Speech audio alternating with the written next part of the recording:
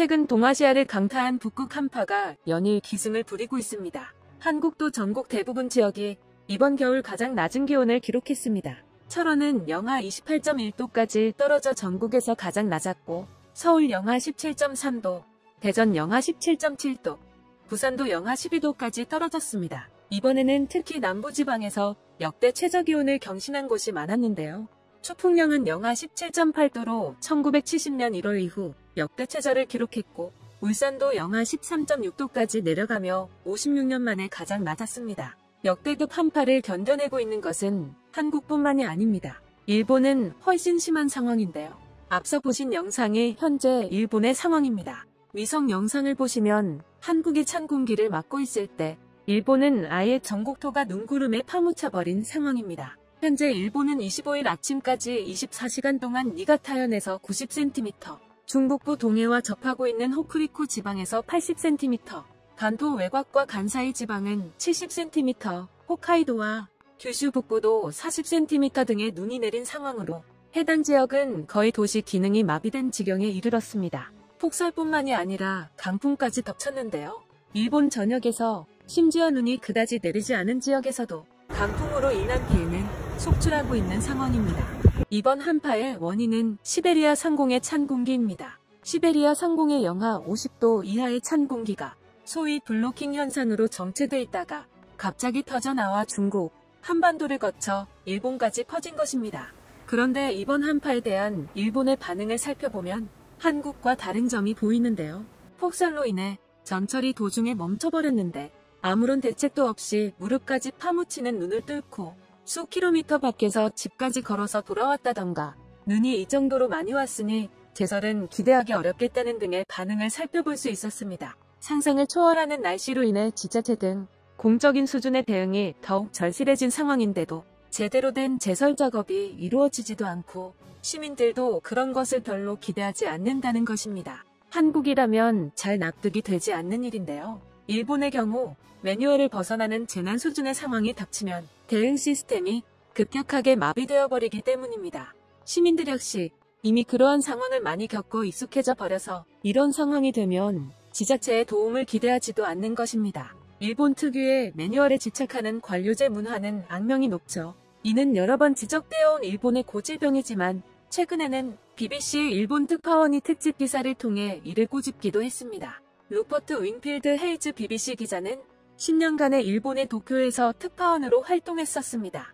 영국으로 돌아가 특파원 생활을 자신의 경험을 회고하며 쓴 기사에서 그는 현재 미국과 유럽이 오늘날 중국의 성장을 두려워하는 것처럼 한때는 일본의 경제를 두려워했지만 세계가 예상한 일본은 오지 않았다고 말했는데요.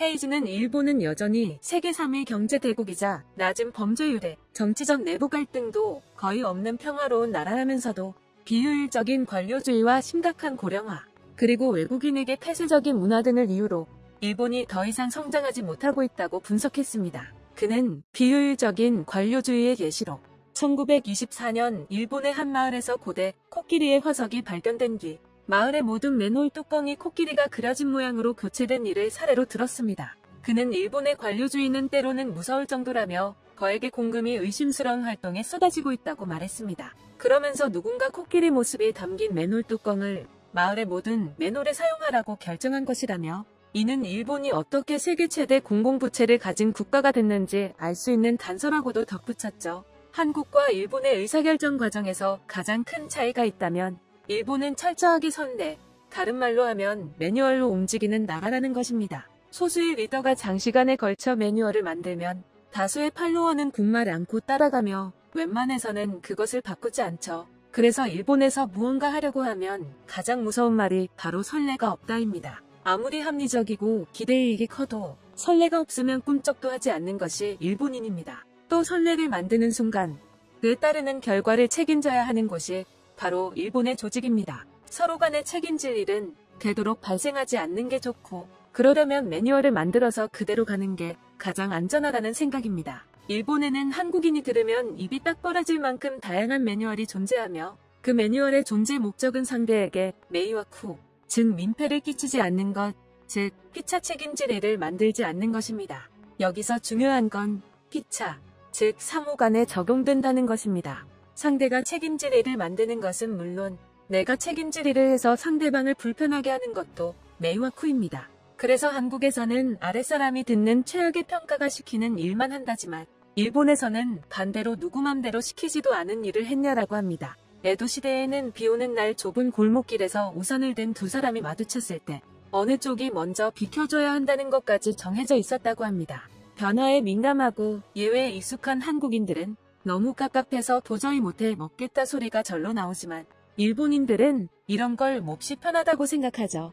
어차피 태어날 때부터 가정교육으로 자연스럽게 익히는 게 매뉴얼이고 매뉴얼대로만 하면 아무 책임질 일 없이 안온하게 살아갈 수 있다고 생각합니다. 그리고 이런 사고방식이 나온 것이 일본의 관료제입니다. 그들은 어디까지나 정해진 규칙과 수순대로 일을 할 뿐이지만 그 효율성이나 눈앞에 있는 민원인의 심정 같은 것은 헤아리지 않습니다. 이들이 생각하기에는 그 이상의 영역을 생각한다는 것 자체가 서로에게 민폐인 것입니다. 일반적인 상황에서야 이것이 조금 답답할지라도 큰 문제는 발생시키지 않지만 이번 한파와 같은 재난 상황이 되면 이러한 사고방식은 심각한 문제로 돌아옵니다. 매뉴얼에 없는 이런 재난 상황 등을 두고 일본에서는 소테가이, 상정외라고 부릅니다. 발생할 것을 상정하지도 않았던 예외적인 상황이므로 책임 소재를 논하기 애매하다는 뜻인데요. 일본인들은 이 소테가이를 내세우면 누구도 책임을 지지도 않고 누구도 책임을 묻지도 않는 이상한 상태가 됩니다. 그리고 그 상태 그대로 아무것도 해결되지 않은 채 사회 전체는 패닉 상태에 빠지죠. 이번 폭설과 한파 상황에서도 지자체에서는 대응법이 매뉴얼로 정해지지 않은 영역의 날씨라며 어느 정도 이상의 제설 작업을 포기해버렸습니다. 지난 크리스마스 폭설 때에도 똑같은 일을 겪었지만 전혀 바뀌지 않았죠. 그런데 일본 시민들도 이를 꾸짖지를 않습니다. 지자체로서도 이런 날씨는 상정외일 것이므로 개인이 알아서 문제를 해결하자는 태도를 보이는 것입니다. 특히 제설을 안 해서 차량이 고립된다거나 하는 사건에 대해서는 그런 날씨에 밖에 나간 것은 개인의 선택이므로 책임도 스스로 져야 한다며 이해 못할 사고방식을 보이고는 합니다. 이런 사고방식이 깔려있다 보니 지진 대응 매뉴얼에는 있고 한파 대응 매뉴얼에는 없다는 이유로 건물을 지을 때 바닥 난방이나 이중창을 넣지를 않아서 집안이 얼음장 같은 걸로도 유명하죠. 지진으로 인한 붕괴 시의 위험성만을 생각하고 집을 짓다 보니 안에 사는 사람이 겨울에 화장실에서 급사하는 일이 생겨도 아무것도 바뀌지 않는 것입니다. 일본인들은 이에 대해 아무런 문제의식 없이 집안에서 입김이 나오는 걸 보니 겨울이 오기는 왔다는 태평한 말을 하곤 합니다. 그래서 한국을 찾은 일본인들이 집집마다 들어가 있는 바닥 난방 때문에 한국인들이 따뜻한 겨울을 보낸다는 데에 놀란다는 점은 이미 널리 알려져 있습니다. 자신들은 코타츠와 에어컨 난방에 의존해서 추위와 싸우고 있을 때 한국은 실내에 들어가면 더워지기 전에 외투부터 벗는 게 일상이라는 데에서 적잖은 충격을 받는다고 하죠. 세계적인 기후변화로 인해서 이런 상상 초월의 날씨는 이제 어디에든 찾아올 수 있습니다. 한국도 이번에는 강풍이나 폭설은 비껴갔지만 언제 일본과 같은 재난 수준의 날씨를 마주하게 될지 알 수 없죠. 하지만 한국은 일본과 다릅니다. 이번 한파도 지난 크리스마스의 폭설을 거울 삼아 철저한 대책을 세운 덕에 비교적 적은 피해로 견뎌내고 있습니다. 앞으로도 한국이 이웃 나라의 사례를 반면교사 삼아 기후변화에 슬기롭게 대처해 나가기를 바랍니다. 오늘의 이야기는 여기까지입니다. 시청해주셔서 감사합니다.